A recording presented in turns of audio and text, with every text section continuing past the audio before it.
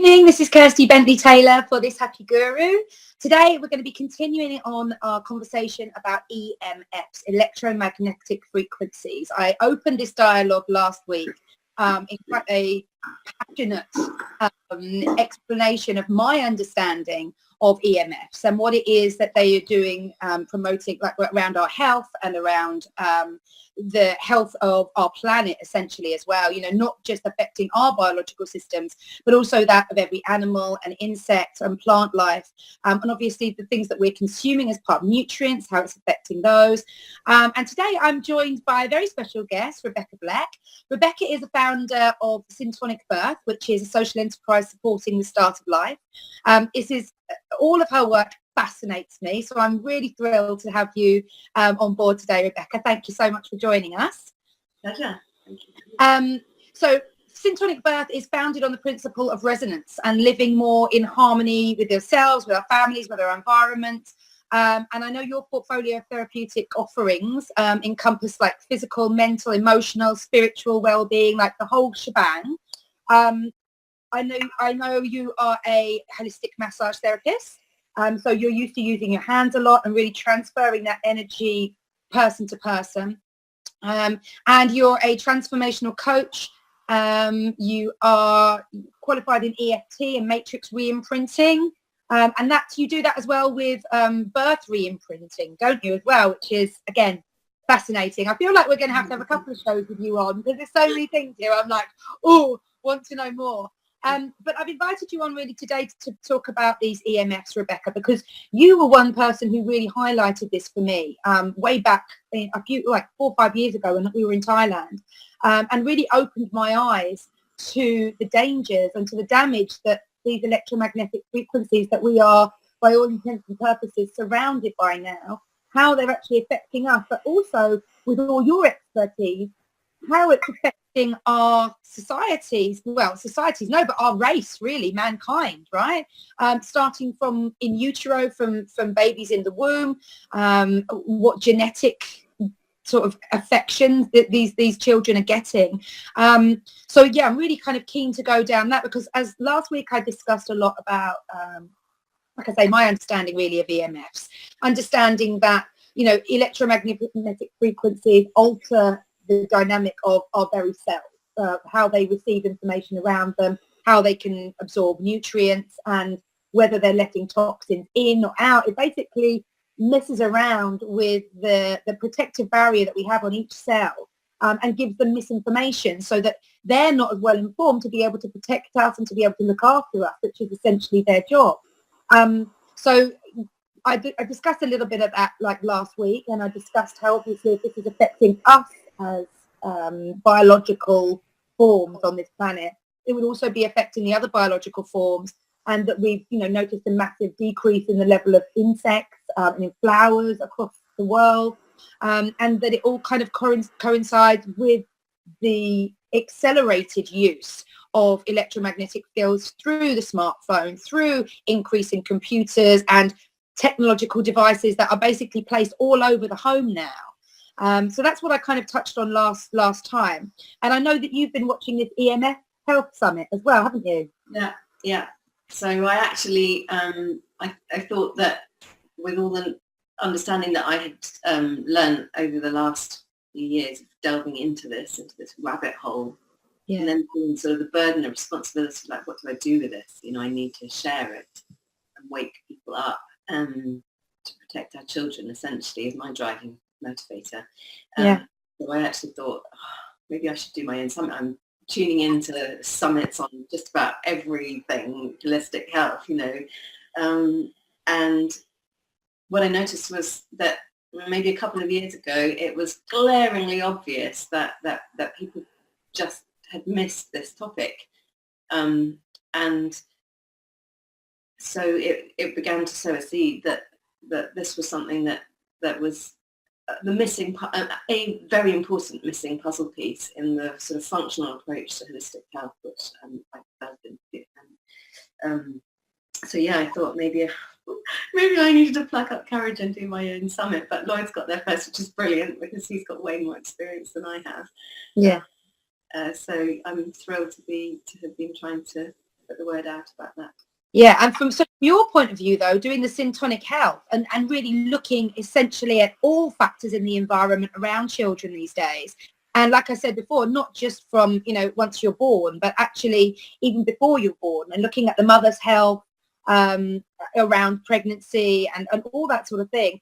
What worries you, I suppose, the most? What was it that alarm bells really started to ring for you when you started discovering about these EMFs, the electromagnetic frequencies, and your understanding of what damage that could then do? Yeah, well, my starting point, I mean, I set up syntonic birth essentially to empower women to have a natural, empowering birth, and to understand the biological, the things that supported biological birth and undermined that. So that was where I was at. And the more I delved into that, first of all, I was thinking, I want to make this a good experience for the mother, because I'd had what I call extraordinary ordinary birth, and then I realised that there were many around me who had not been so fortunate, and so I delved into natural birth, and essentially it was for improving the lot of the mother. But the more I went into the information, the more I learnt about the child and the early imprint period. So that was my journey into birth. But it was the beginning of my understanding of just how important the start of life is. And it determines who we are, how we show up in the world, what we believe about ourselves and the world. So that was the birth journey, and then I was learning lots about the holistic health things, and I began to experience some things, weird symptoms myself since using a smartphone, and really got to the point was, what am I supposed to still be focusing on the birth, or like actually when I started uncovering this information about EMFs and realizing the enormity of the situation and the pace at which everything's developing, then it became, it felt really like, yes, birth is massively important, and a lot of my work is about actually healing birth when it's gone wrong, and that being part of birth preparation too. But actually, let's just, there's a bigger picture here, because yes, let's get birth right, but what if we're making all the mistakes I made? I talk from absolutely in a position of having made all the mistakes myself. Yeah. Co-sleeping with my children, and we had the router in the bedroom, and we had the clock radio by the bed, and I, with my second child anyway, and then we had the smartphone for the first one. But I was more and more online on the visibility journey that we've both been on, and so literally, like, the smartphone became my appendage, which it now no longer is. And I was thinking I was improving my mind by listening to meditation tracks and hypnosis and stuff at night, whilst, or yoga nidra, trained in yoga nidra meditation, whilst 5 weeks after I'd had my second child. And so literally my excuse to cope with 2 boys was to lie down and breastfeed whenever I did, day and night. And I'd have my phone plugged into my ears for meditation tracks. So I made all the mistakes. I didn't know any better. I didn't even know about flight mode. I was... Yeah. Because I think as the majority of people are, though, I didn't know about any of this sort of stuff until you started opening my eyes to really EMFs within the home. That was kind of my first introduction to it. And again, at the same time, the smartphone was becoming almost a staple in the way I lived, being able to do everything from one amazing device. And I think I don't think we're the only ones. I think it's basically like sort of a pandemic. Everybody's kind of experiencing this love for their phone. And we're seeing a number of different kind of issues come out of that, to the levels of addiction in terms of increase of dopamine being produced in the brain, so that, you're constantly there. Also not ever really calming the mind down, being constantly stimulated by false lights and stuff like that. Yeah, so I think we're not the only ones that have done all this sort of stuff. I mean, I know that I've done exactly the same thing, gone to bed with like earphones in and listening to meditation and just trying to take myself out of a state of anxiety, for example, but then waking up in the morning and feeling really tired. And that was something that was one of the little symptoms that I was kind of like, oh yeah, do you know what? Absolutely. And I was using my phone as an alarm clock. So, and without turning it onto flight mode, which I do almost religiously now. So I was using it for my alarm clock. It was on all night long, picking up emails, picking up social media notifications, picking up everything and anything, as well as having its own electronic vibration from just being an electronic device.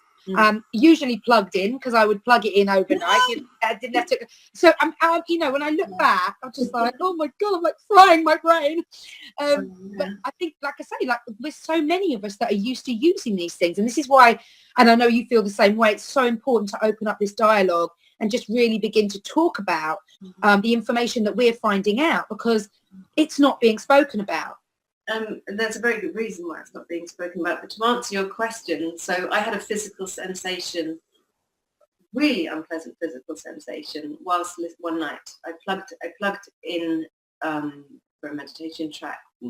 Leah was sleeping by my side, and it honestly felt like as soon as I put the earbud in my ear, it felt like somebody had got like a sharp screwdriver and was just doing that in my head. Wow. And I whipped it from my ear. The sensation stopped immediately. My heart was pounding. I had no idea what that was about. It was really painful. Yeah. And there was a sort of, I don't know if it was actually an auditory thing or just a sensory thing, but it was like a screeching, stabbing. And so I plucked up courage and put it in again, and the same thing happened. It's like this long, sharp thing straight into my head. Ripped it off. And you know what? Even after that experience, I'm amazed that I didn't actually stop from that. Yeah. I don't use headphones now at all. But so that I had a very real physical experience of something. Yeah. It was very, very clearly linked to putting my earbuds in, plugged into my phone. Yeah. And suffice to say, I didn't listen to something that night. But this is not uncommon. I've heard so many stories now of people who become electrosensitive who have had, you know, burning or tingling or, you know, rashes or you know, a real pain. Anyway, so that was my first experience. So then sometime I don't know if it started before or after that experience, but in the last year of us living in London before we moved to the country, I'd started noticing like this constant hissing in my ears, this high-pitched sort of electrical noise in my ears. And I thought it was going slightly mad, and we'd have these stupid conversations at night, you know, asking my partner, can you hear this? Yeah. Because it was just constantly distracting. I still have it. Yeah. So I'm living with the problem still. And actually, he could hear it too. But it was so constant that even now, it's like, have you got that hissing sound now? Because it's really, really strong tonight. It'll be stronger sometimes than others, different places in the house or not. And when we then moved to the country, right down a track, and he would say, oh, it's just the quiet. Like, no, this isn't the quiet. Like, I can do that. Yeah. You know, I can block out all sound. It's not the quiet. It's in my head. And it's really hard to think that you're not going mad. But then my son could hear it too. So I have to keep reminding myself, this is not just me. There's something. Yeah. I've had my whole home surveyed, and actually we live in a pretty low radiation, like environmental radiation. Yeah. So I haven't got to the bottom of it, but it started me on the quest to find out what is this, because literally I can't even hear my S's over it sometimes. You know, it's just driving me up the wall. Yeah.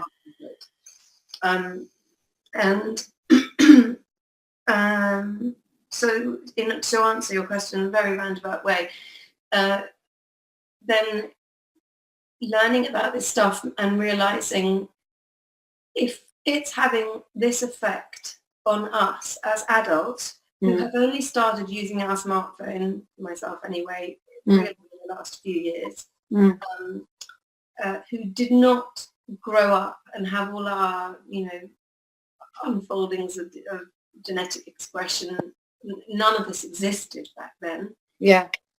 Then really I had to find out more about this and sort of birth things kind of gone on the back burner, because yes, we need to get birth right, but we need to make sure we're not screwing up the genetic expression of our children as they grow inside us. Yeah. And as they grow, because they are more vulnerable, they're more susceptible. One, there's their brains and their neurological systems are developing. Two, their craniums and their bones are much thinner.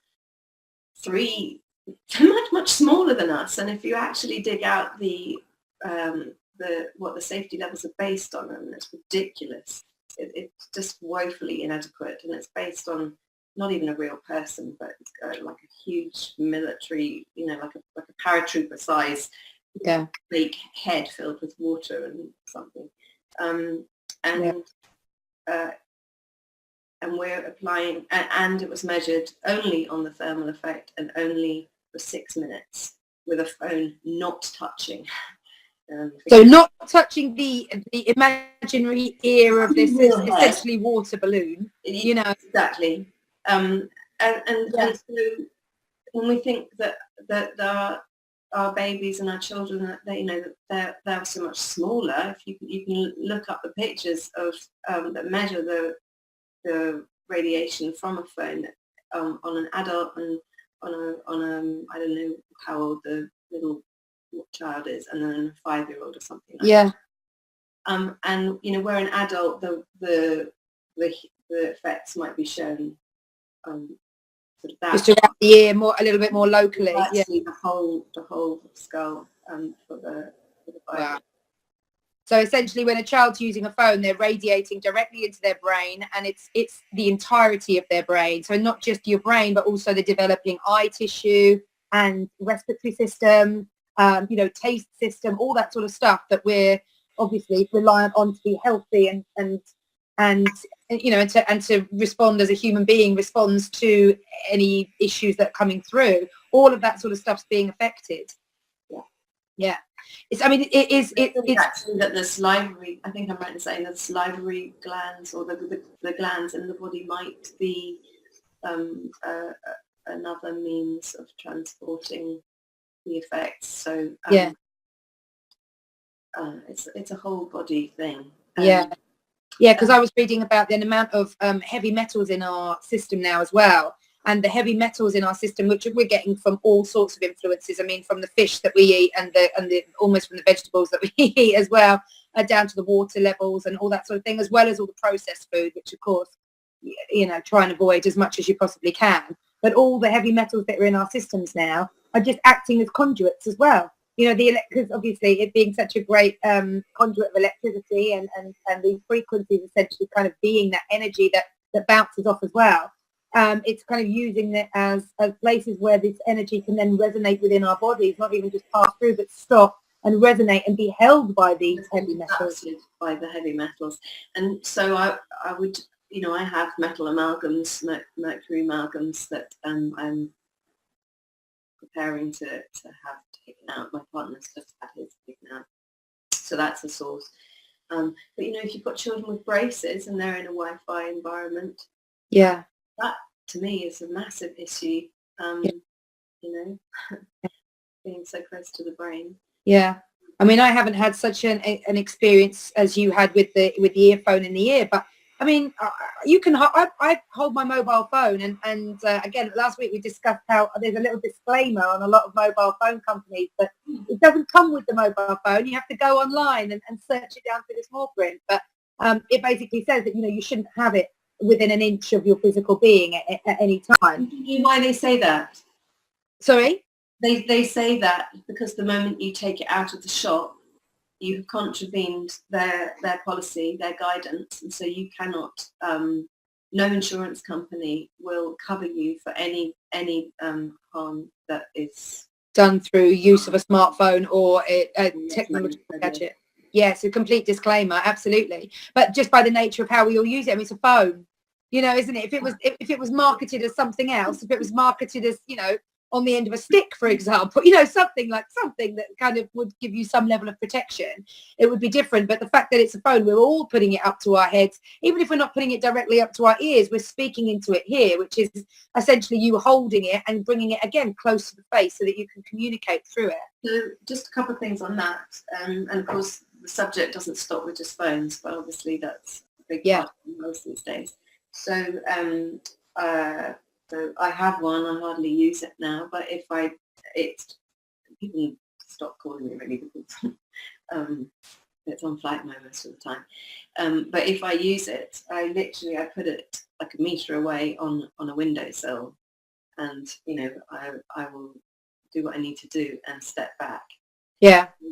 Just a few things on the phone then. So yes, you're not actually supposed to hold it to your head. It's not supposed to be in your body. It's there have been women with breast cancer tumours where they've stored it in their bra, and it makes my stomach churn when I see women carrying their phones in their bra, carrying their baby. Yeah. So literally I've seen tumour, like phone shape size, well, not phone shape size tumours, but multiple tumours in the shape of the phone. In the breast tissue, yeah. It's not rocket science to see there's a correlation there. No. So yeah, I keep it on flight mode. You can have talk on hands free. You can get air tube headsets, and some have better phone quality than sound quality than others.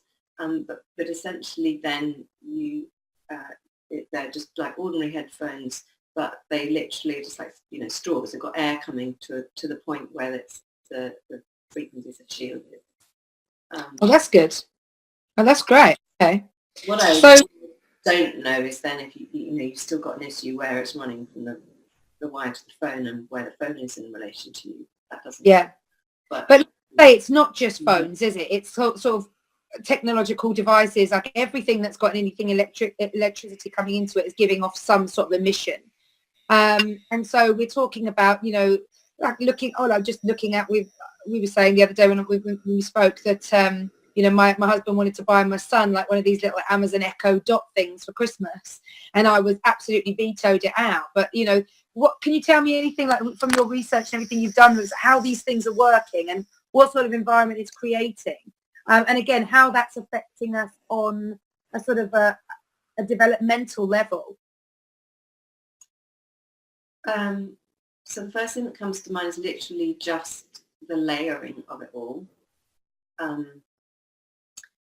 So, you know, we're not now just talking about the phone, we're talking about the Wi-Fi router in the home, which most people, and as I did, have on 24/7. And in many hotels, you'll go and you'll have the Wi-Fi router by bed and the cordless telephone. So that's another source. Is the cordless decked cordless telephones are probably even worse than the router, worse than the mobile.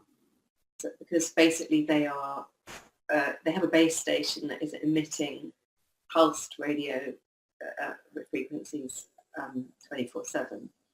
And some you're getting it from the phone as well, but it's principally the base station that is just sending out this. So when I went to a conference, just because a lot of people think we've got natural electromagnetic radiation. It's natural. We have it from the sun, we have it from the earth, trees in the trees.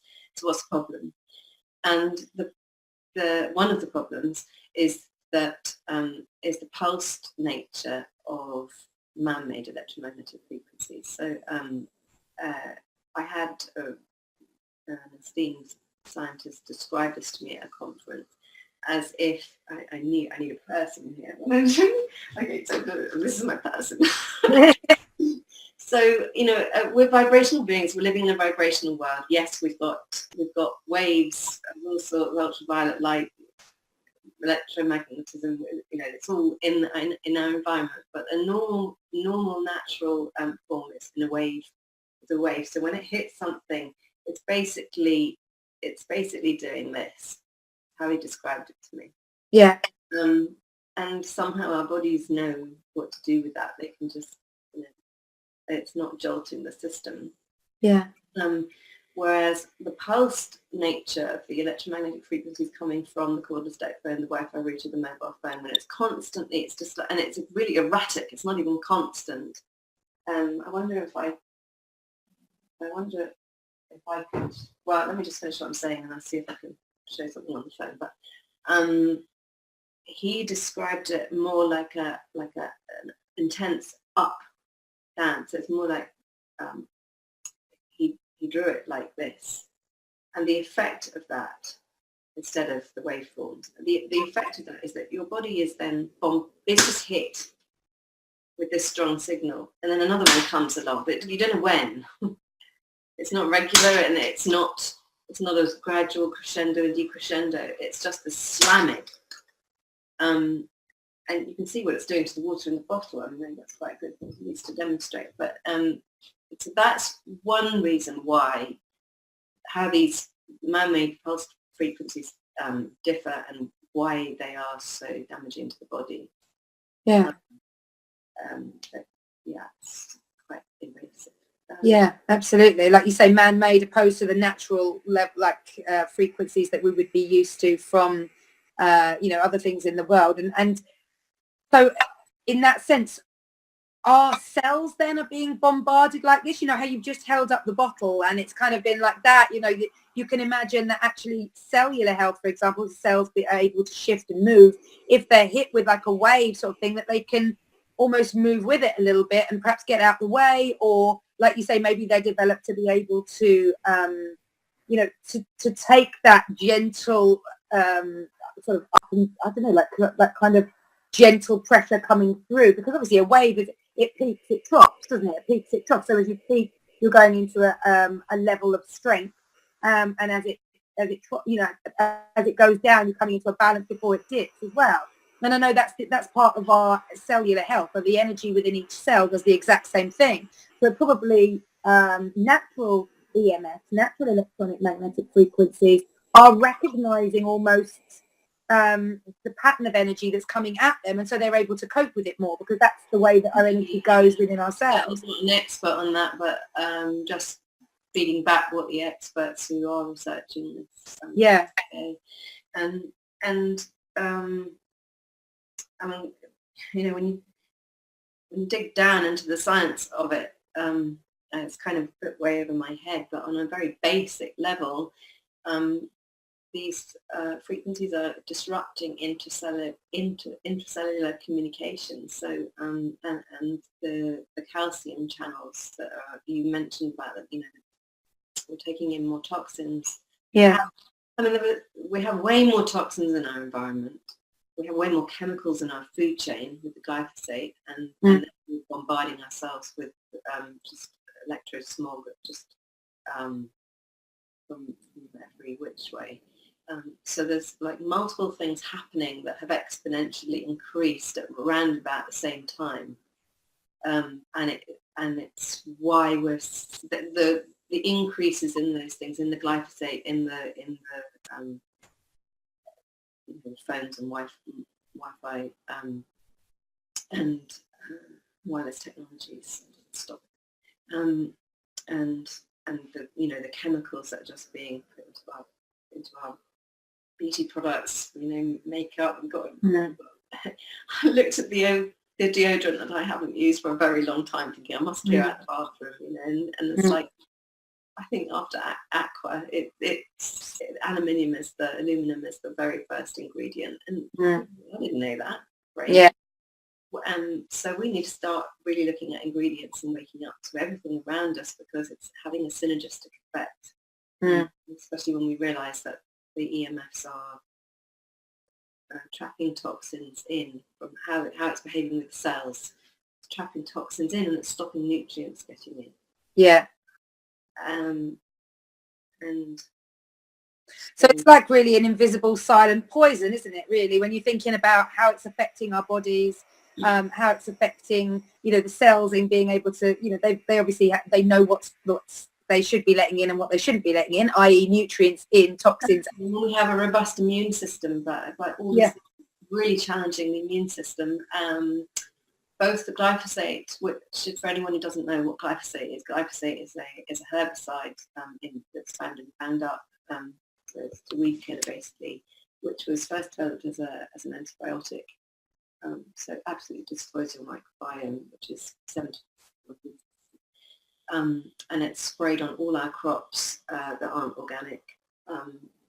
And it's used as a desiccator as well, so that you can squeeze in another crop in the year to dry the crops faster, so that you can cut it and have a year.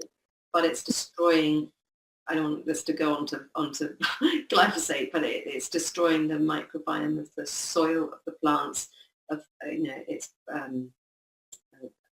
the food for the animals in our food chain, and then ultimately, yeah. And we've got an over-reliance of antibiotics as well. And so in terms of our robustness to deal with the EMF onslaught, to bring it back to that focus, what we consume in our water and our food, we have become really mindful of it, because that's attacking our immune system. It's destroying the balance of the microbiome in the gut, which is where I think 80% of the serotonin is made. So with rises, to bring it back to the correlations, the increase of the chemicals and the glyphosate and the rise in all these wireless technologies, we are also seeing a real startling correlation in rise of chronic illnesses. So there's depression and anxiety. When it comes to the digital thing, some of that is actually about like immersing in the digital technology, and we're beginning to have those conversations on the radio, but nobody's mentioning the fact that we're actually microwaving ourselves. What we're doing, the phones, the Wi-Fi routers, the smart meters, the stupid smart meters that are trying to roll out, the Deptus cord phone, they're all working on radio frequencies with them. I believe the telecom industry fought quite hard to call radio frequencies. I don't know if that's true, but effectively it's microwave radiation. And I encourage people to go and look up. I should have got the link for you. There were multiple interviews with Barry Trower, who was a former Royal Navy microwave warfare expert. And so he was about, one of the earlier people. I've been following the breadcrumb trail. He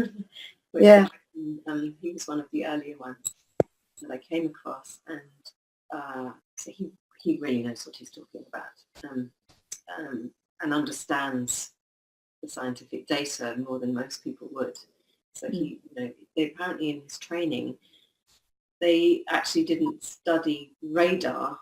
In order to understand radar, they studied microwave radiation. So all the stuff that we're using our gadgets on, and the biological effects and the harm that can be caused to using that.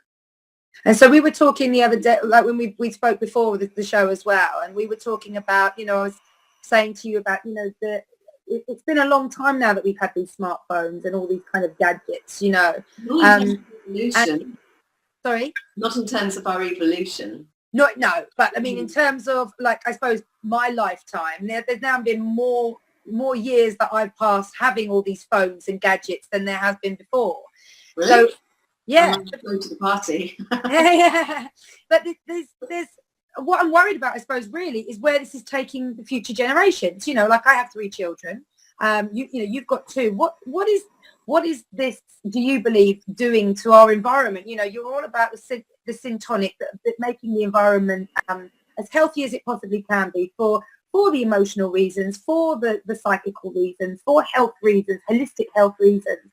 So what do you see this, because I'm just thinking, I go into a little bit of freak out zone with it all, because really? For one thing, I think the first thing that becomes glaringly aware is that we're all so reliant on this stuff now. This is, and I was, as I said to you before, feel very, very lucky that I've spent the time in Thailand that I did, where we were literally living out in the jungle away from all this sort of stuff.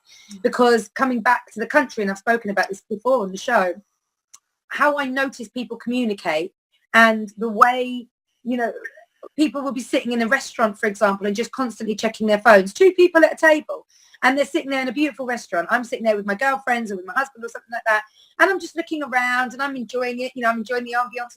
And I would say probably 85% of the people that are in that restaurant with me are sitting there with their mobile phones, like they're just as important as the person that they're there with.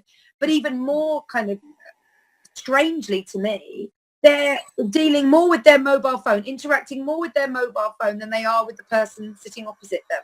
And it's the same then when you take that out to children. Like I was coming back from London on Saturday morning, and there was this little boy in a pushchair, and he couldn't have been more than 2, and he had a bottle of milk in one hand and a tablet in the other. And just from the little that I know, this to me was like, you know, I just was kind of freaking out, because I was thinking, God, like, you know, his mum's given him a bottle of milk, which I'm assuming was a formula or something like that because of his age, thinking that that's the nutrients for his body. You know, that's the nutrients, that's what he needs, that's going to help him grow. And then from what I know about these electromagnetic frequencies, is they're actually damaging all the nutrients around us as well. So anything that you're kind of taking in is going to be damaged. The fact that the child is then holding a small device in his hand at that age, and it's there. You know, this is the thing with the kids. They don't have it at arm's length. They're not doing what you're doing. You know, absolutely. They're not doing it, putting it on a windowsill and then standing back and using the speaker device. They're not doing anything like that. They're plugged in. They're directly in. They've got it there right in front of their faces. You know what? Because I'm worried about the future generations in this country. You know, I've come back home and ADHD, ADD, autism, depression, suicide, you know, these are all the things that we are facing. Allergy is another one on the increase. That as a country, this is what I mean. It's just like, it's all encompassing. And 10 years ago when we left, I only knew 2 autistic people. One of them was from years and years ago, and the other was my niece's son. And that's it. Now that I know of at least, and these are in my children's school, you know, these are people who are on the autistic scale, and it seems to be much more about concentration and the links between what's acceptable in terms of behavior in certain instances than it does to be with, like, you know, the sort of the autism that my niece's son has been diagnosed with. You know, that's it feels much more like this is, I don't want it to be like on a gradient, but the way that he suffers, the way that he processes things is very different to these children that I'm seeing much more regularly. You know, their problems or their challenges more to do with behavior and concentration. And it almost feels like a high anxiety response. You know, their inability to concentrate and to be able to focus in on things. There's just definitely this real high energy for me. And I spend a lot of time kind of in my own energy and doing sort of a lot of healing through energy. So I recognize a high sort of volatile energy when I come into that presence. I just, you know, my energy recognizes it. And that's what, when you get out of it, or when you're not used to it, then I think you notice it more. Yeah. So I would say, so what are our children who, I don't know, maybe now they're actually growing up with it, they are exposed to it from the moment they're just cells dividing, but they haven't had the level of exposure that we have to get immune to it. Yeah. You know, I mean, we were talking about my symptoms, and the thing that I noticed more than anything since getting the smartphone, and yes, finding that, you know, the world is in there, and it just takes your attention. And hold my hand up, I was probably pretty addicted. I wasn't addicted as some people I see around, but and what I noticed was that as being massage therapist, that my fingers were just feeling like wood, and you know, they're like my antenna when I work. I mean, and I actually stopped massaging because I partly we had a move coming up, but partly I just felt like I wasn't actually capable of doing what knew I was really good at anymore. Yeah, well, disconnected to it, disconnected to that ability. I think I'm a piano player as well, and it just felt like the sensation in my fingers when I just knew instinctively it came from the smartphone. Now I wean myself off, and it absolutely, without a shadow of a doubt, that it's from the smartphone, and eventually I got the normal feeling back. And it's only when you do that you think, oh, that's what it feels like not to have this. Yeah. And then if I engage with my smartphone, it really only takes a few minutes, or even the mouse pad on the Mac. So I did that last night, and I went, God, I get, you can't shake it out. And if you look at the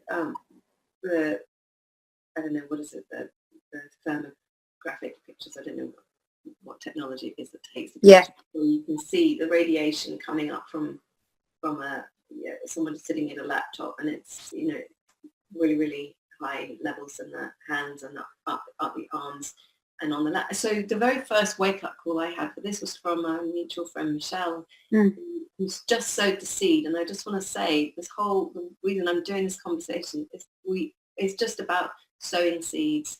I don't think we can be in the business of convincing anybody, although the tendency is there when you want to take your Wi-Fi out of school. But just sowing seeds and having conversations. And Michelle sowed the seed about, did you know that a laptop isn't supposed to be used on a lap? What? Why is it called a laptop? And I really was at that level.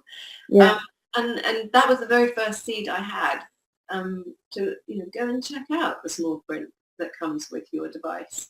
If you can find it, it's well hidden.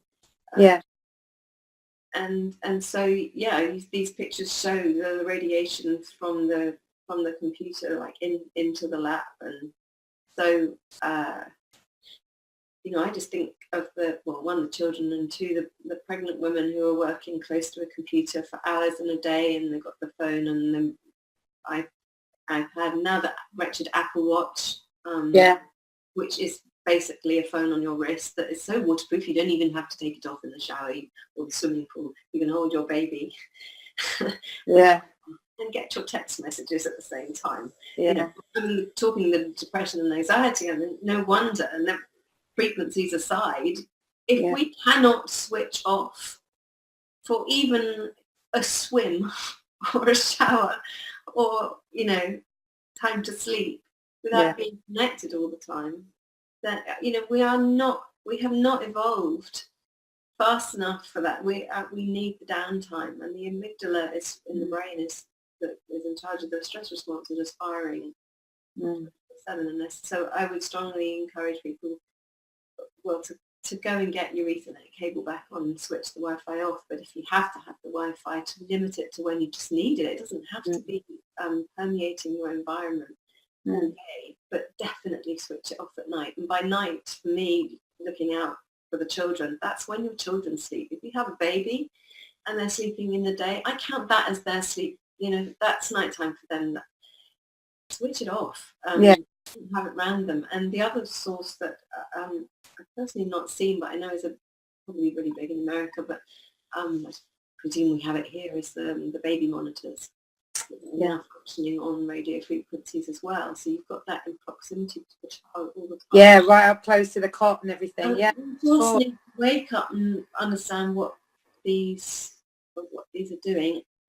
Bottom line, I could try and regurgitate cellular biology, but effectively all you need to know is it's microwave radiation that it's functioning on, and you wouldn't stick your baby in a microwave.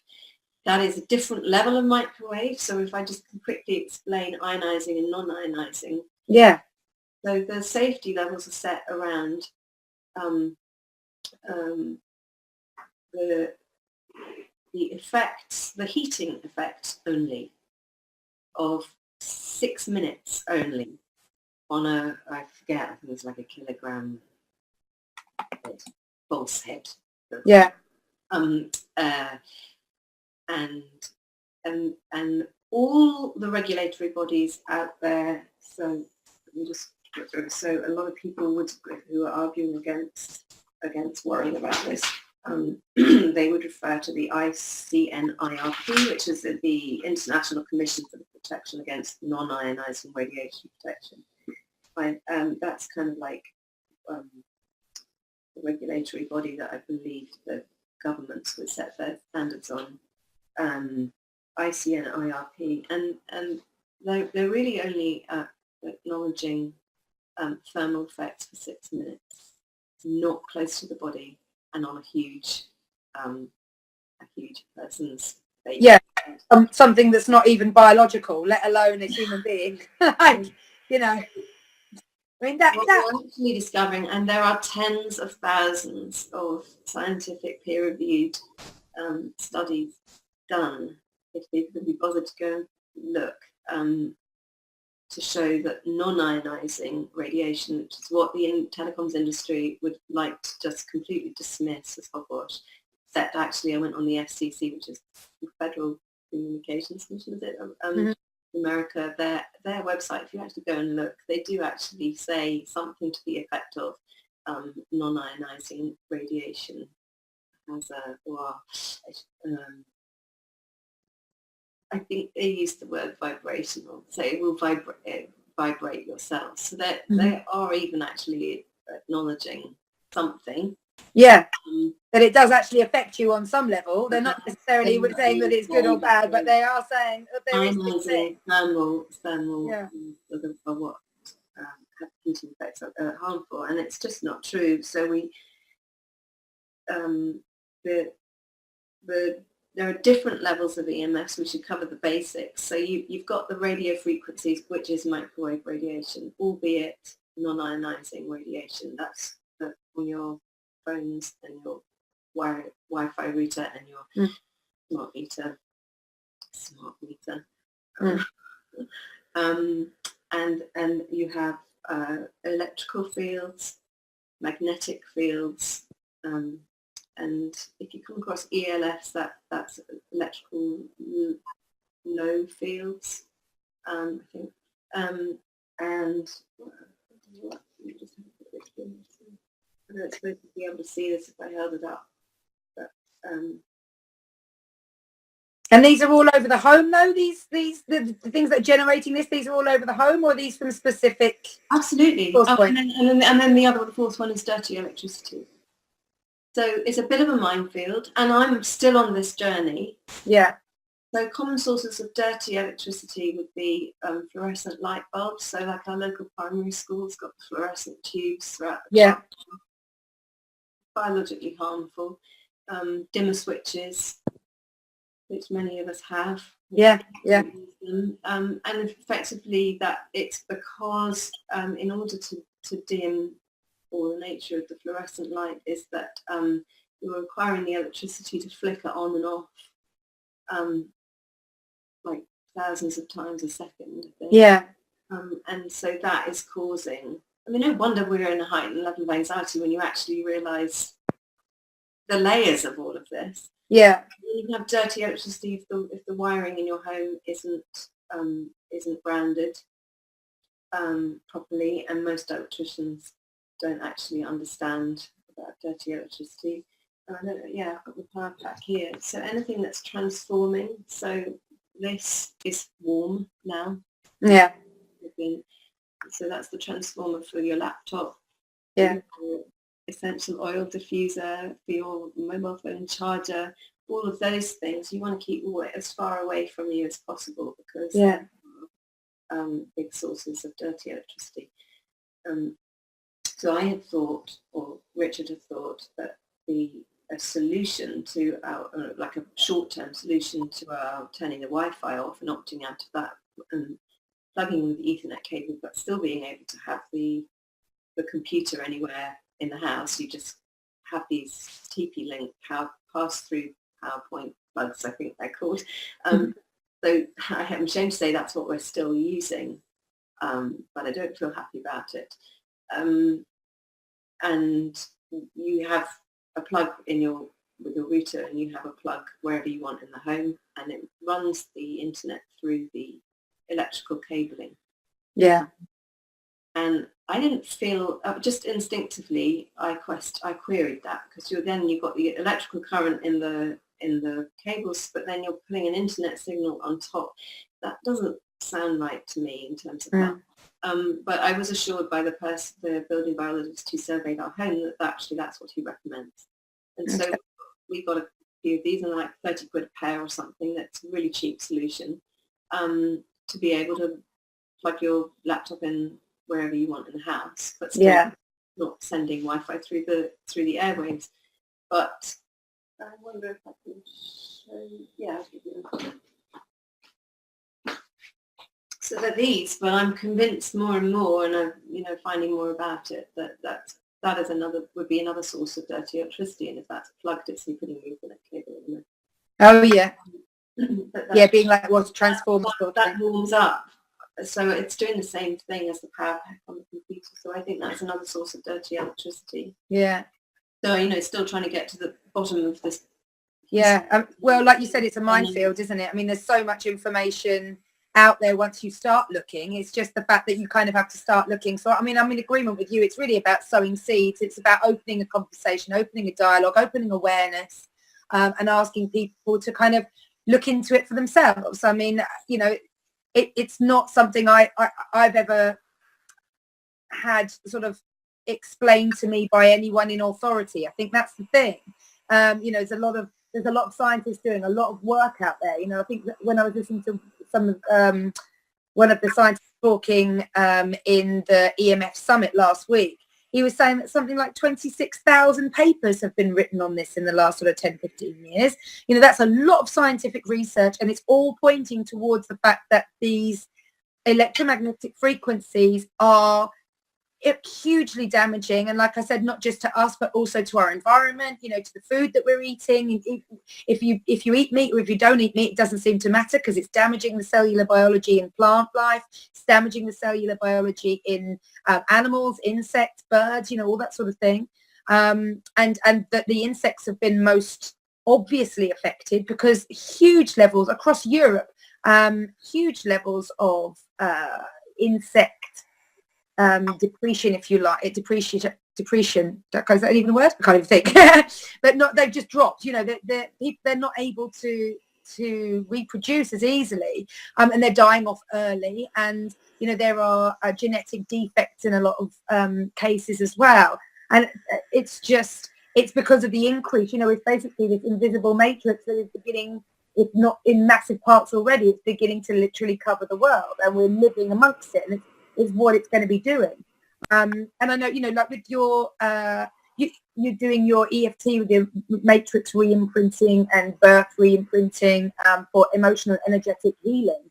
And so is there anything that comes from that can, that people can sort of help themselves do at home? I know we were discussing kind of how to raise your own vibration, how to kind of, because as you raise your own vibration, you can also raise your level of healing, your internal level of healing. That's something, again, that people don't particularly know, but that is, is a way of being able to self-heal. And you can do that through, high vibrational plants and a diet that's high in high vibrational nutrients. You can use things like essential oils. There are practices that you can do to do with the breath and prana, which I've discussed in previous shows with the yoga and stuff like that as well. I've discussed essential oils, like rose having the highest vibrational content of all the essential oils. So if you need to kind of raise your vibration, those are great things to be able to use and to be able to kind of keep bringing into your biological system to counter the effects of all this kind of toxins that we're bringing in, whether it be through chemicals in the food that we're eating, or in the air that we're breathing, or in the water that we're drinking, or all that sort of stuff. What can we do? Have you found anything that we can actually do physically that would enable us to kind of raise our own vibration around this and to begin to bring ourselves back into a little bit of balance if we have been subjected to a lot of EMF? We are being subjected to a lot of electromagnetic frequencies, but because you've made a move from London, like you said, and out to the country, do you think that living in London made you feel more aware of it? Do you think you developed the sensitivity to it being surrounded by it? Well, that's a tough one.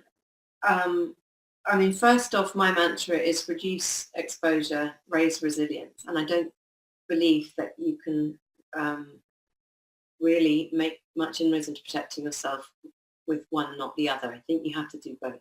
Yeah. Really fundamental to actually to reduce your exposure. And there are other things that I would like to cover on that people may not know about. But yes, absolutely raise resilience. Because if we see it as something that is essentially, these frequencies are interrupting intracellular communication. They're damaging our DNA. They are damaging the cell membrane, making them, oh gosh, I don't know how to say it, but they're making the blood-brain barrier permeable, and the same with the cell membrane and every other, intestinal wall, which is exactly what glyphosate's doing. But if they're compromising our boundaries on a cellular level and on an organ level, and the methylation pathways within that, then that's massively compromising our immune system, for one. And so what we can do to boost our immune system by reducing toxic exposure and increasing resilience, I think can only be a good thing.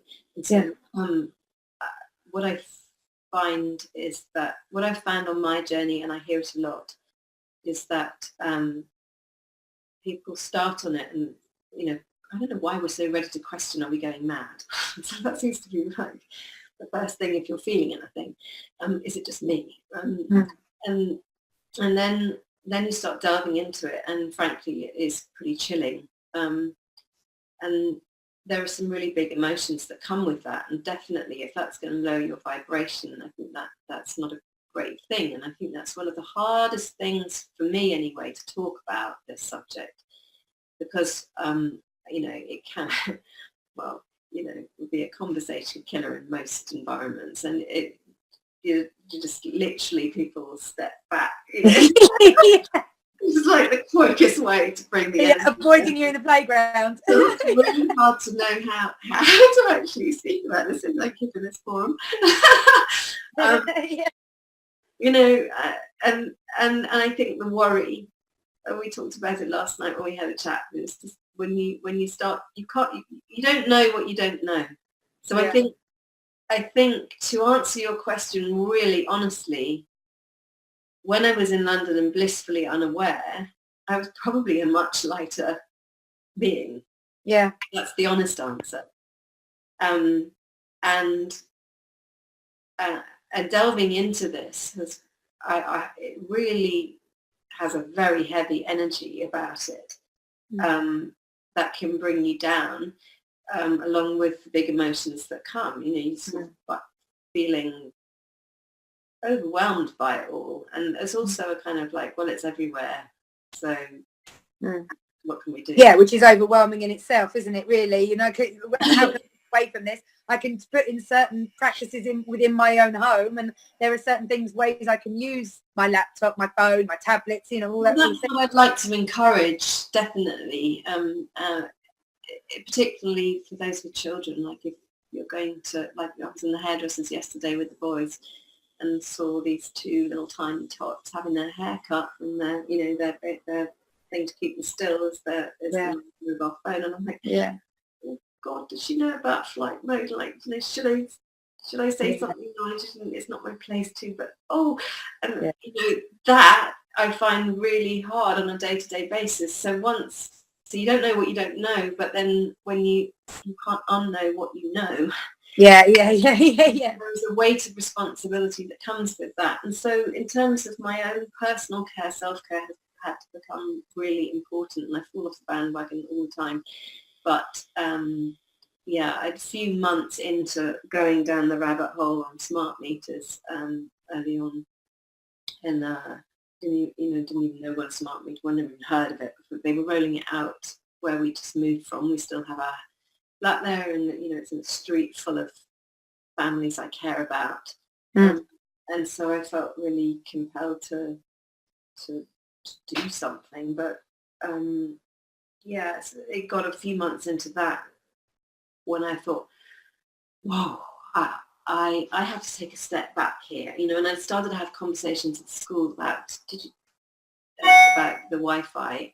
It's a Montessori school, you know, it did not anticipate that I would have my move especially for the Montessori school, and then find that, you know, languages are being taught on the iPad, and everything's wireless and everything's gone digital. Yeah. And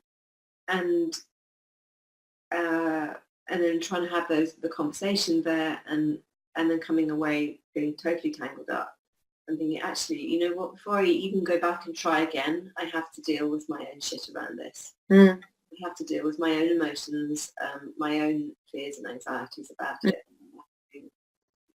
Create, like I did with the phone when I realised what it was doing to me.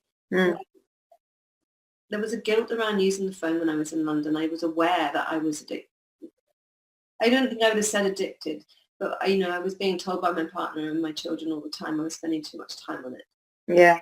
And it's that very easy thing, like, well, I just got to send this email. You know, I'm at the table in a restaurant. It wasn't really me, but sometimes it was. But I think that's the tendency, like, just quick. But to the person outside, especially the child who's absorbing everything, they're just seeing complete disconnect. Yeah. And saying this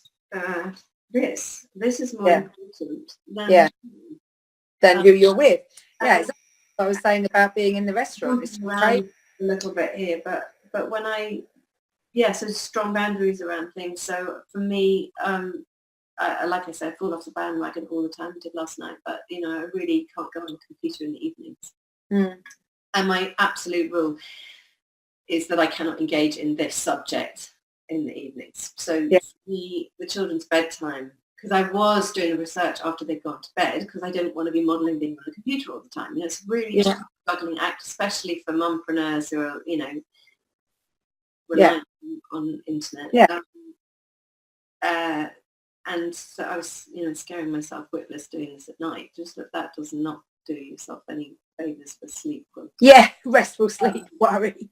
So yes, I have to put some strong boundaries in place. And in terms of, I used EFT, which is emotional freedom techniques, for those who don't know it, for dealing with, for instance, the conversation with school that didn't go so well. And I run a singing mamas group. So for me, that is one of my high vibe practices. Yeah. You know, the singing, whether it's a soothing or an uplifting song, it really feeds you on a vibrational level. And we learn, I teach harmonies by ear, and whether we're good or not, we sing and we create harmony, literally. Yeah. And the kids are just doing their thing in the room with it. So it's a really beautiful practice. And that's raising the vibe of everybody around you, of course, as well. Yeah. Literally. Yeah, lovely. And you were talking to me as well. You're telling me about some tapping that you do. What's that all about? Because I'm quite excited about this. So this is the EFT, the emotional freedom techniques. It's working on meridian points. So meridian channels are the energy channels in our body. And when we have any kind of trauma or emotional stuckness, that energy gets trapped in our bodies. And so it's a technique that acknowledges what is, first of all, and tries to clear that stuckness. And then once you've done that, you can then tap in more positive phrases. But first of all, because we try to survive, and we have all these things, and we just think, just stuff it down, but it doesn't go away. It's just constantly feeding stuff. Feeding back into you. Yeah. It's just something that we can use if we, you know, for example, I'm just thinking what people can use if they have, you know, the majority of people will be working now with their computers. That will be the way that they're working, and they'll be sitting at their desks for untold periods of time, certainly 6 minutes, you know, which were these studies were being done on, you know, long periods of time. And, you know, you only have to go into a major city and just look up to recognize how many people are stuck in front of computers in enclosed areas where everybody's stuck in front of computers. You know, I mean, just it's gridlock up there, right? So is there anything that we can be kind of doing for ourselves when we come out of that environment and actually we stop being kind of bombarded, if you like, by the mobile phone that's sat at our desk in front of our computer with, you know, all the Wi-Fi going on all around us for connectivity, for Bluetooth, for this, for that, you know, for the other. Is there anything in terms of the EFT that we can be doing to kind of begin to shift the damage that it's been doing internally for us that we're not really aware of? Or is it really about moving the emotions? If that, you know, if you come away from it feeling lethargic, feeling down, feeling, you know, sort of low and exhausted by that, you know, the whole day. I would say it's more useful to deal with the emotions. Yeah. That by doing that, you're giving your cellular vibrational health a better chance. Yeah, a boost. I wouldn't say to expose yourself all day to all these things and then think you can go home and do a tapping round at night. It's going to do anything. Yeah. But it's a useful self-help tool for when it all just feels too much or too scary. Yeah. Overwhelming or whatever it is, or like even though I haven't got the energy to cook my children another meal, you know, whatever it is, you could use it for that to clear the slate a little bit. Yeah, because some of the first symptoms of EMF sensitivity are emotional responses. This is what was interesting to me as well. You know, it is that feeling of just can't really be bothered, you know, not having the energy to get involved with things, not wanting to necessarily go out or, you know, to play or to get involved with extracurricular activities, just feeling. The Dietrich Klinghardt refers to it as a loss of zest for life. Yeah, exactly. So, and you know, initially that to me is something that I would say, really the majority of people that, you know, are in the Western world at the moment are certainly feeling on some level at some time. You know, I get on the train, for example, coming home and everyone's just kind of slumped down into their seat. You know, if they're not using a mobile phone device, they're still just sort of slumped down. There isn't an energy of, oh, great, I'm going home. You know, there's none of that kind of energy going on. And in the morning when you're on the way to work, it is kind of that almost depressive state that people are almost, you know, living in. And I feel like in the emotional side of living, if you like, the stress that everybody's under in the West, and I mean they're under stress in the East as well, but it's very different over here. Like, it's very different. My experience is kind of living over there. Experience something so different, because then you can really see the contrast. I mean, I just think we are, you know, the story of the frog sitting in a pan of water and you turn up the heat and doesn't realize it's being boiled. Yeah. You know, to jump out. You know, if it jumped into the boiling pan, it would jump straight out. But we're sitting in this electrosmog, happily engaged with our devices and being distracted from everything that it's convenient. You know, it's a way of life now, and we're not noticing what's happening to us. And also, from a symptom level, the symptoms are so varied that I know many doctors don't know about it, and Nick Pino, investigative journalist, he's just released a course for doctors, Electrosmog RX, and to basically just be able to recognize the different symptoms that people are coming to, and just know that, you know, is this something I have to consider? Yeah. We all are going to respond in different ways, and the effects are really varied. Could seem quite random, could seem, you know, attributable to something else. You know, oh, you're depressed, we'll take an antidepressant. The Western, the pharmacological allopathic medicine is not looking at why, it's looking at symptom management. Yeah. Symptom is an expression, it's not cause. And so I strongly encourage people to find out about functional medicine, who are asking the right question, which is why get to the root cause. And there are many root causes for the same symptom, depression, and so therefore there are many ways to to mitigate it. I would argue that an antidepressant is maybe absolutely life-saving for some, and I really just don't think it's not the first port of call, especially for our children. That is becoming more and more prevalent, and it concerns me.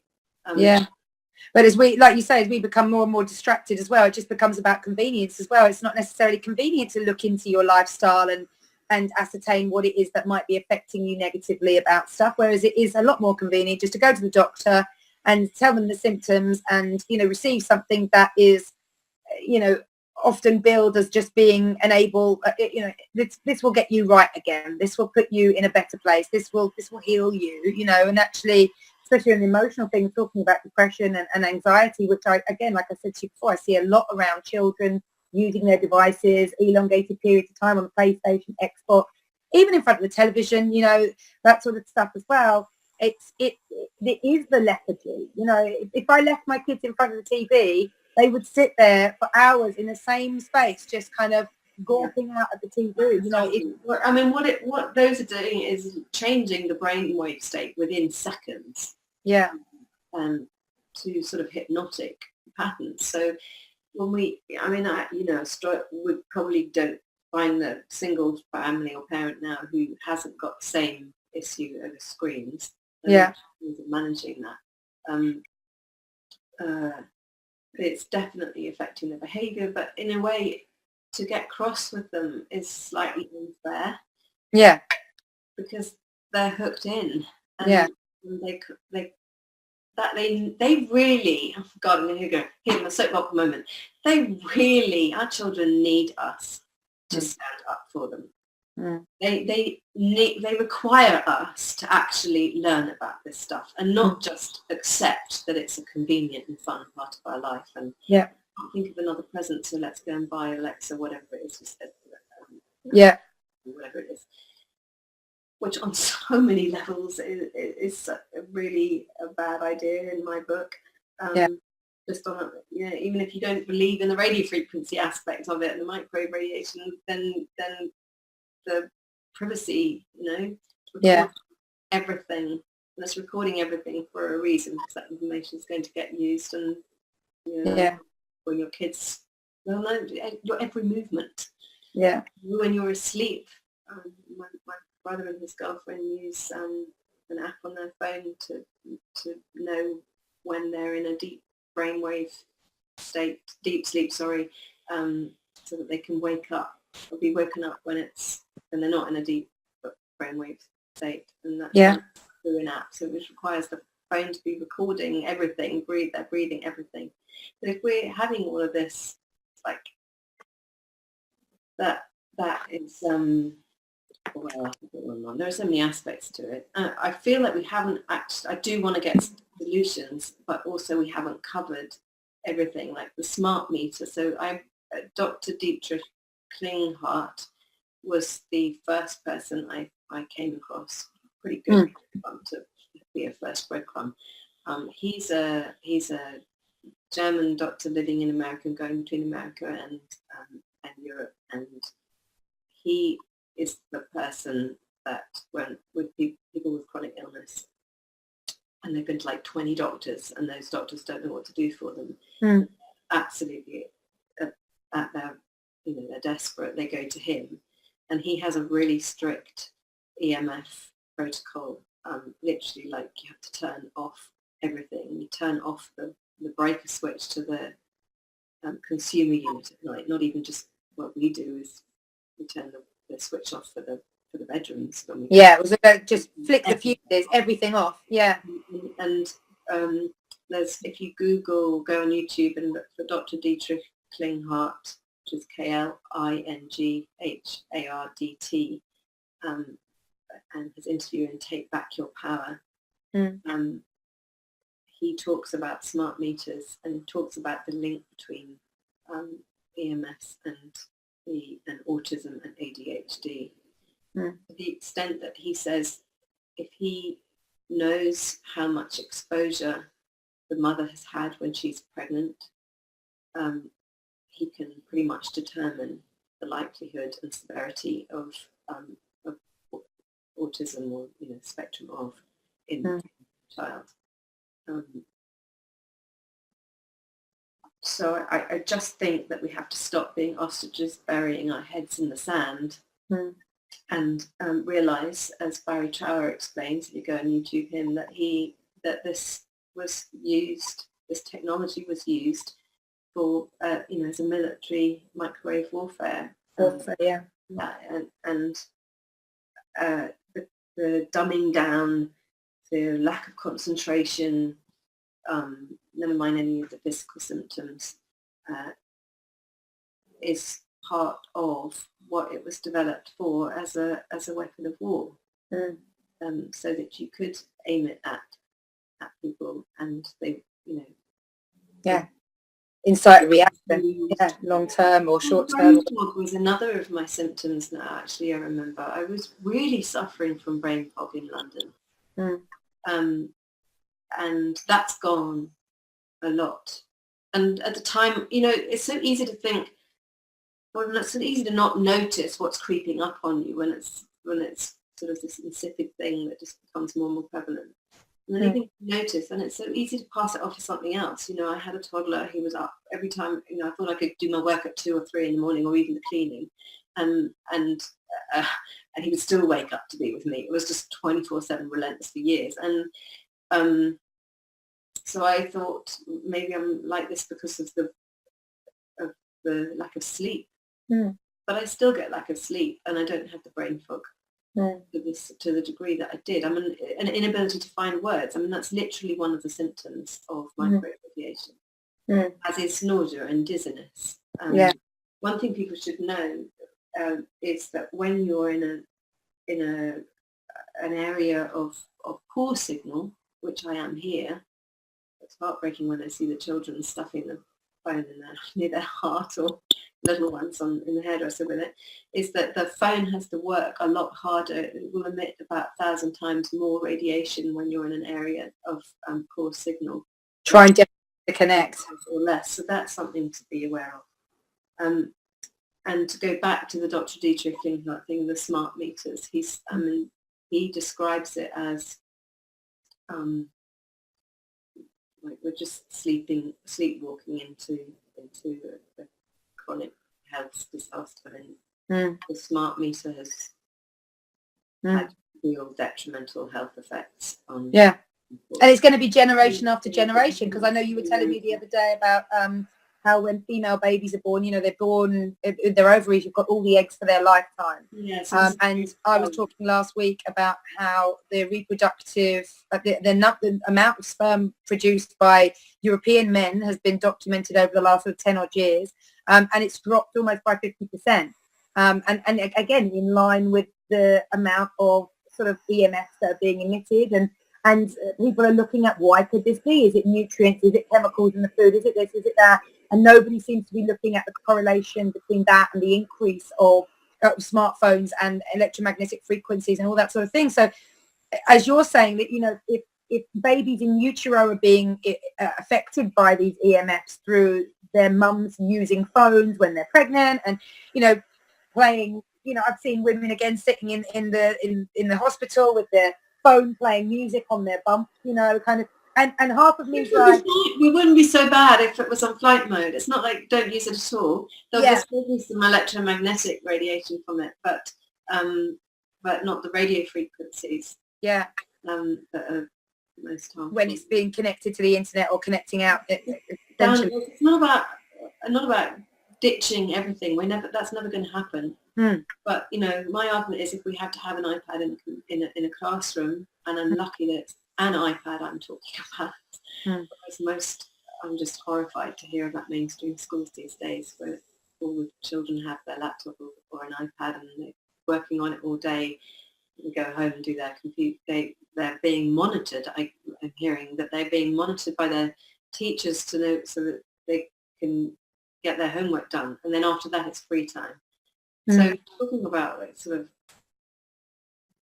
just, I mean, I can't even imagine spending that much time on any gadget, and literally ill. It's a massive amount of exposure in mainstream schools that the children are getting, I think. it might vary, but anyway, so, you know, use apps that you can download and use offline. Like, so the iPad, like the phone, has literally one press and you can put it on airplane mode. Yeah. And also when you're working on a computer, many people don't know, and I didn't know for ages, that if you go up to the top right, you'll see the Wi-Fi signal, and that needs to be off. So you need to go into your Wi-Fi settings on your computer screen. Yeah. Even if you're Ethernet cabled in with your computer, you could still be irradiating your eyes from radio frequencies that are coming off the computer itself. Yeah, we're still trying to connect. Looking for a signal. Yeah. Smart meters, if you've got one, try and get rid of it. You're not obligated to have one, regardless of what people might tell you at the door or on the phone. And if you're stuck with one, you could shield it with some aluminium foil. Oh, it's as simple as that? Well, that's one solution. Best to get rid of it. For anyone, any information on smart meters, go to stopsmartmeters.org, and there's a massive amount in there, including a whole letter that you can send off to your utility of that and why, all the reasons why, citing WHO things and you know, all the biological. I feel we haven't really covered the biological effects, but they include DNA damage and mitochondrial function and methylation pathways and intracellular communication we've mentioned. Fertility is a massive one. So on that point, Barry Trower will talk about this in his interview. I mentioned that particularly for girls, like the eggs that a girl is born with, she's born with the eggs for life.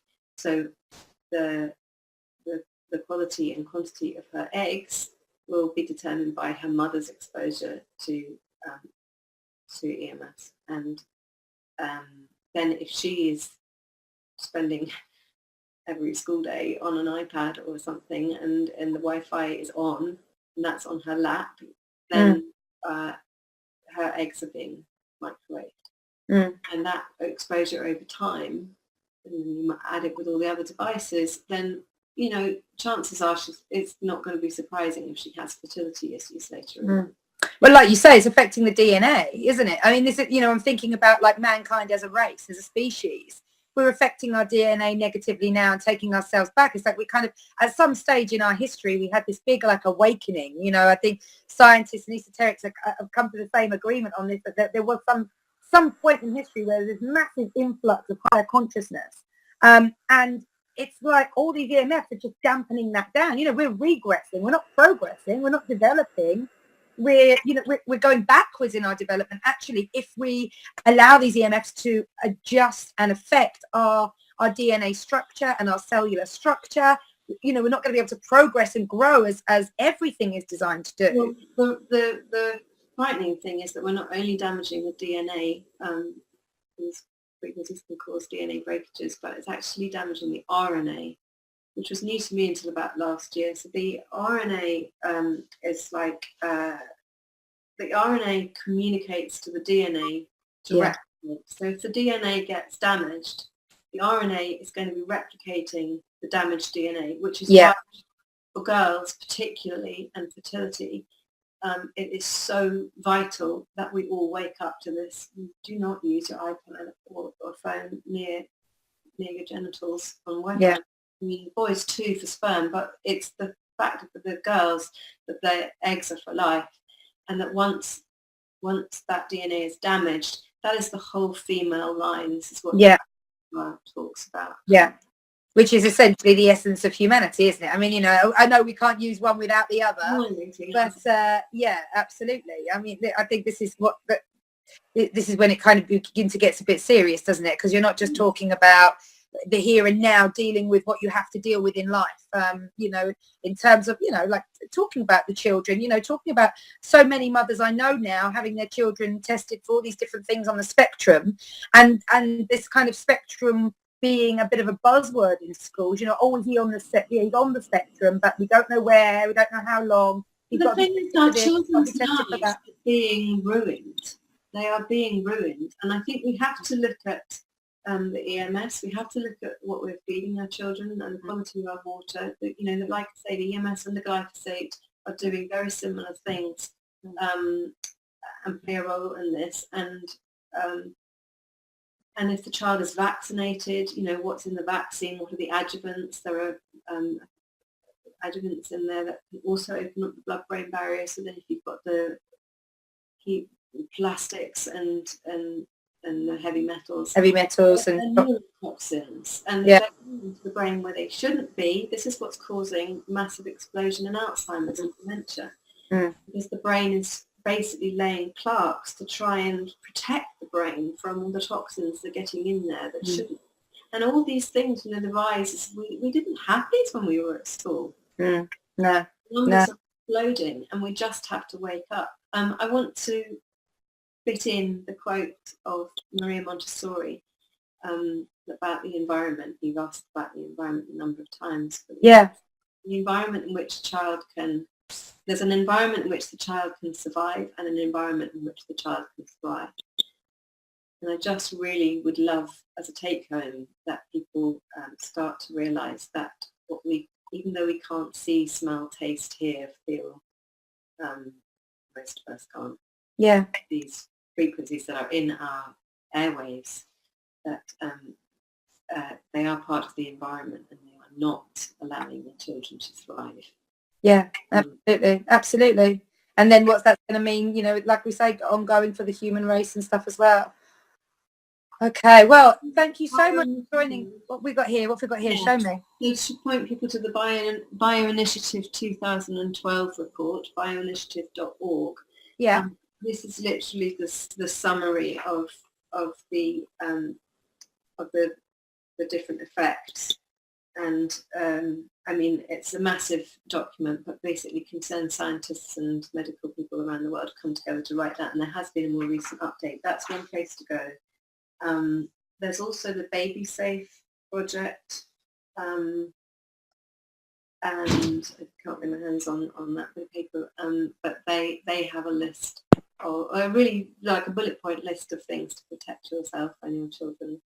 They have a science page where you can find more research specific to fetal development and the impact on that. Yeah. It includes birth defects and so on. Yeah. Mental delays, speech delays, cognitive delays. And it's all a bit of a downer. So would you like me to lift us up a bit? Absolutely. Yeah. Let's do this, Singing Mama, because you do this amazing group with the Singing Mamas Choir, don't you? singingmamaschoir.com, which is essentially, from what you've told me about, you're the facilitator, but getting loads of mums together with their kids and really bringing the vibe high through song, through choral work as well, getting the melody together, getting everybody to work together to really listen, and really raise the vibe in that sense. And there's a lot of connectivity there, isn't there? When people come together and sing, it's all about raising the collective. Yeah, that's another aspect of all of this, isn't it? It's the community. It's very isolating. Absolutely. We're just lost in this world. Yeah. We really need connection. Yeah. Yeah, absolutely. And we need to demonstrate it as adults as well. I think the thing is, like you say, it's not just about saying to the kids, no, you can't go on this, no, you can't do that. We actually need to demonstrate that as well. You can't be sitting there with a mobile phone that you're constantly on and say, no kids, no more PlayStation, no more phones, no more iPads, no more whatever. If you're demonstrating that actually, one of the main focuses in your life is this little kind of tablet. I think that's the other thing as well, it's not just for their health, it's for your ongoing health as well. With looking at dementia, looking at Alzheimer's, looking at what we know about the effects of EMFs on the brain as you age, on cellular health generally as you age, making it enabled to fight off bacteria and viruses so easy, so, lower immune system and all that sort of thing, but also cognitive function and nerve function and all these sorts of things highly impaired by, you know, these invisible kind of waves or knocking systems. That was quite scary to me, actually. I'm kind of visiting the waves, but that sort of was a bit like... Yeah, Professor Ola Johansson is another brilliant mind on this that who I've met personally, and he says the thing that keeps him awake at night is the whole issue about EMS affecting the bacteria. Yeah. Then we can't survive. And, yeah, absolutely. Yeah, well, our microbiomes and the bacteria that we bring in, the gut flora, all that sort of thing, as well as the bacteria outside, that it is essentially, you know, we always think of bacteria as being so bad for us, don't we? That's would have been one of my real wake-up moments, is, oh my God, there's good bacteria, who knew? Your hands in the soil, and I find that a really fantastic way to connect to myself and to what matters. And that's when I get my downloads. I literally just go and pull up some weeds. Yeah. So yeah, we can practice this, whether it's like putting on some music and doing some crazy dancing, or doing some singing, or finding a harmony group, or practicing emotional, you know, release. Yeah. And taking good nutrients. Then that, But sleep hygiene, I think I'm going to leave you on that, because a sleep hygiene, no phones in the bedroom. In the bedroom. Switch the Wi-Fi off at night. Yeah. And move, you know, go have your digital and your not your clock, radio for your alarm or your phone. Go back to a normal clock. Create a sanctuary. But that also, the sleep hygiene thing as a whole, is a building up, honouring dusk, turning the lights down low, turning them off as you move towards the bedroom and the bathroom for kids and everything. It really helps just calm things, and not having screens anywhere near the bedroom. Yeah. I like that. Sleep hygiene. I like that. I'm going to talk to my kids about that. Sleep hygiene. It's good. It's good. Just being mindful of the way you clear stuff out. Sorry? Would you like me to teach you a little song? Absolutely, I would. I'm ready. Okay. So I thought we'd sing One World, One Voice, One Heart. Okay, lovely. The one that's popped up. So I'll teach you. It's like Bob Marley, is it? Huh? What? Is this like the Bob Marley? This is what these words mean to me. I'm like, one love, one heart. That one?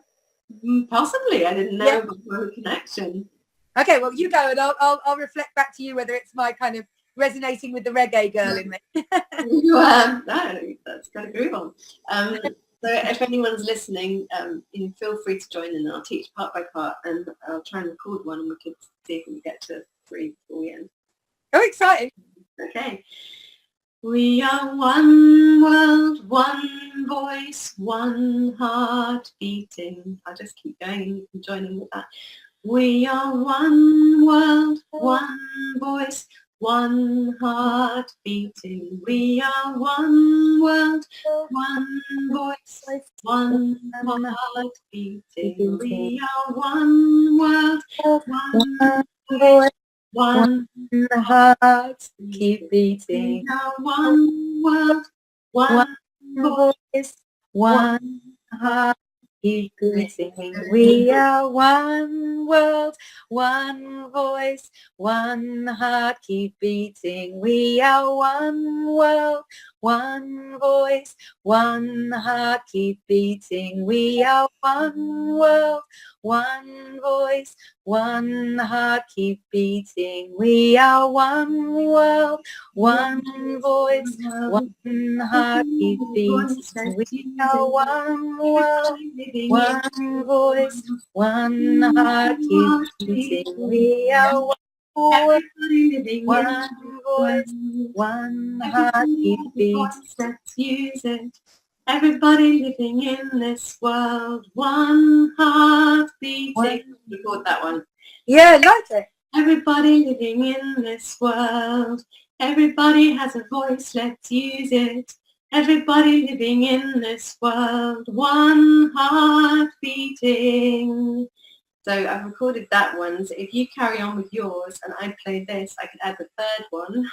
Wow, look at you go. You are good. I'll take the third one Hard first. for me to hear you. I hope we're picking all this up for everybody. It's great. So the third part is we are one world. We are one heart beating. We are one world, one heart beating. This is lovely. We are one world. We are one heart beating. We are one world, one heart beating. One heart keep beating. We are one world, one voice, one heart beating. We are one world, one voice, one Everybody has a voice. we are one world, one voice, one heart beating. We are one world, one voice, one heart beating. We are one world, one voice, one heart beating. Everybody has a voice, let's use it in this world, everybody living. All right, I'll try and get that in. I've got you laughing at the beginning. Hang on a second. Yeah. There's somebody going to be laughing at the end. I love all this stuff. All right, let's try it. Let's put the Okay. All right, so you're on. We'll just recap all three and then we'll put them together. Yeah. We are one world, one voice, one heart keep beating. We are one world, one heart voice, one heart beating. We are one world, one voice, one heart beating. We are one world, one voice, one heart beating. We are one world, one voice, one everybody has a voice. Let's one everybody one voice, one heart beating. We are one world, We are one world, one heart one heart beating. World, one voice, one heart beating. We are one world, one voice, one heart beating. Yay! Thank you, Rebecca. That was fun. So I've been wanting to see if that works on Zoom, and it doesn't really. But Yeah. nice There's try. always a funny little delay. But I didn't care. That was just fun trying. And the message is we all have a voice and we all need to start having conversations and thinking about this and sowing seeds. So can I just say about my idea, if anyone is still listening after 2 hours, about the course? Yes, please. Yeah. So you want me to? So Rebecca's going to be launching a course in March next year to educate parents, mumpreneurs, birth workers, practitioners, I mean anyone that's interested, who work with pregnant and postnatal mums or who run mum and baby or toddler groups, those people who are facilitating education, anyone who's teaching assistant, hairdressers, complementary therapists, counsellors, anyone who can sow the seeds of awareness from the grassroots up of the effects of EMF and who would be confident to share ways to reduce our children's exposure. So I think essentially if you're somebody who is regularly interacting with other mums, with other caregivers, anyone who's going to be around children with their work, anything like that, just make yourselves aware and like we were just saying, spread the word and educate yourselves on what these EMFs are doing, and just let's help one another, because I'm going to say it. No, I don't. I'm not seeing this coming from our governments. I'm not seeing this coming from our care workers. I'm not seeing this coming from the people that we have placed responsible for our own health. And I feel like we've opened a dialogue. I've opened a dialogue last week. We've opened the dialogue up further today. There are thousands of people out there who are working tirelessly to provide us with the science, with the know-how, with the information. I have to say that those that do speak out, all the scientists who produce the information that this is causing biological harm, they have their funding cut off, they are credited, they even have threats to their family in their homes. There is the telecoms industry is now the biggest industry ever. It's 1.4 trillion, and there's money there to keep us in the dark. Yeah, absolutely. It doesn't benefit anybody but ourselves. I sow the seed in my little singing group, and it's, you know, it's just as simple as, you know, I'm not going to turn the dimmer light on or phones off policy, and this is why. And it just starts a conversation that's not throwing people, you know, in people's faces. And I just thought, I don't want to wait. The only course that's just come out on this subject has gone to, like I say, Nick Pino's course is great, goes to doctors. I don't want to wait for people to get sick.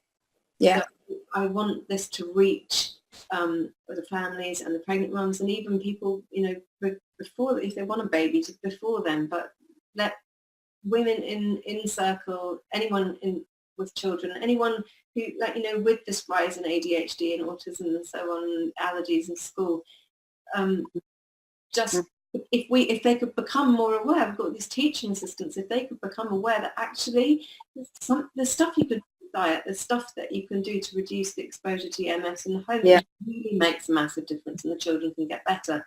Yeah. And the more people who know about this from a grassroots up perspective, and the more chance we have to take care of future generations.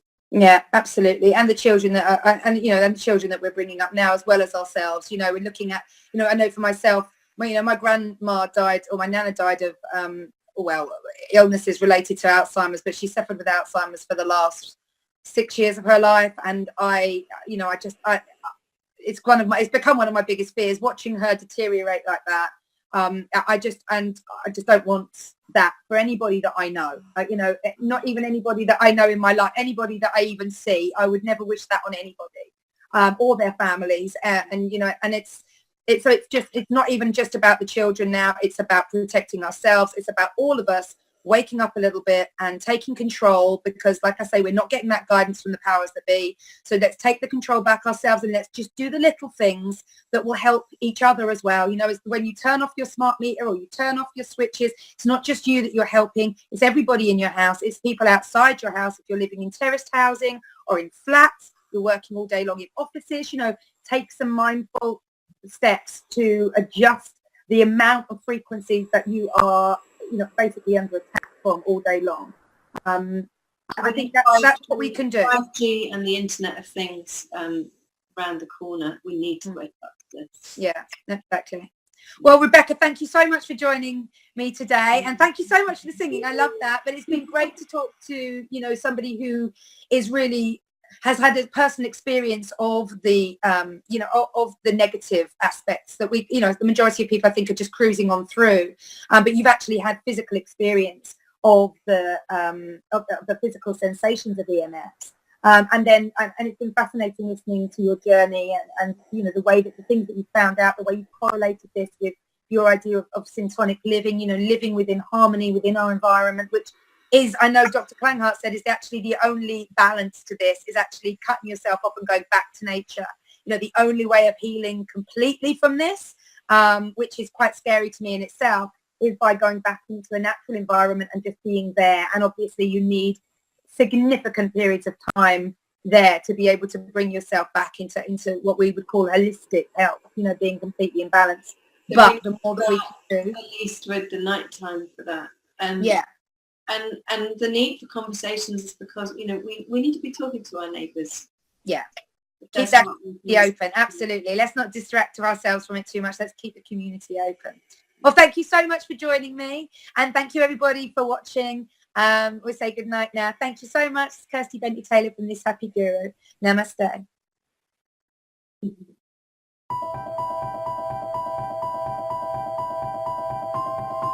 Humanity has been on an epic journey of discovery, learning the truth about the world we live in.